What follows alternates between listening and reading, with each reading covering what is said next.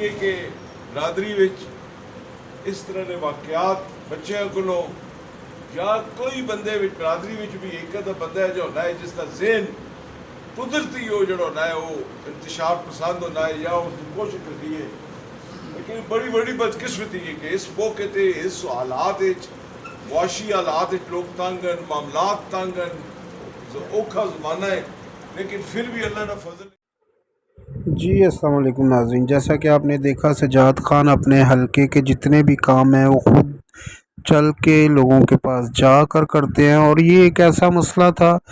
جو ان کے حلقے میں ایک بہت بڑا جھگڑا اور لڑائی تھی، اور یہ اگر سجاد خان نہ سنبھالتے تو یہ ایک سنگین صورت بھی اختیار کر سکتا تھا۔ لہٰذا سجاد خان صاحب نے اس مسئلے کو اپنی برادری کو بڑے طریقے سے ہینڈل کیا، اور آپ کو بتاتے چلیں کہ جب وہ اس جرگے میں صلح کے لیے سب لوگوں کو بلایا تو وہ جب سب لوگوں سے بات کر رہے تھے تو اسی دوران ان نے اپنے بھائی کے قتل ہونے کا بھی ذکر کیا، اور تب ان کی آنکھ باہر آئی تو ان نے کہا کہ میں نے بھی یہ ایسے مقدمات جھیلے ہوئے ہیں اور میں نے بھی لوگوں کو معاف کیا، اور آپ بھی معاف کریں، کیونکہ ہمیں دین ہمیں یہی درس دیتا ہے کہ ہم ایک دوسرے کو معاف کریں، ایک دوسرے سے پیار اور محبت سے چلیں۔ اور ناظرین، جیسا کہ آپ دیکھ سکتے ہیں کہ ان کی برادری کے لوگ، ان کے حلقے کے لوگ ان کے ساتھ کھڑے ہیں، اور بڑے سے بڑے مسئلے کو خان سجاد صاحب نے محبت سے اور بڑے طریقے سے ہینڈل کیا، اور یہ جو لڑائی تھی، جھگڑا تھا، اس کو پیار اور محبت میں بدلا۔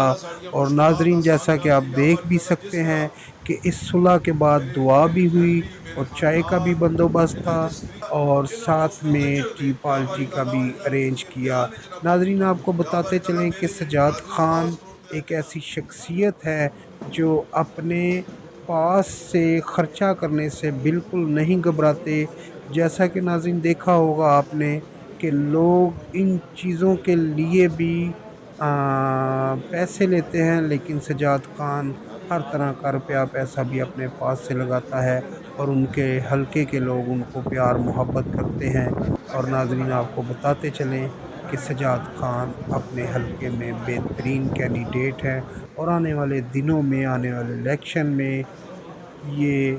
اپنے حلقے سے ایم این اے کی سیٹ جیتیں گے۔ ناظرین، اگر ہماری ویڈیو اچھی لگی تو اس کو شیئر کریں، لائک کریں، سبسکرائب کریں، اور ناظرین اسی طرح کی اچھی ویڈیو ہم آپ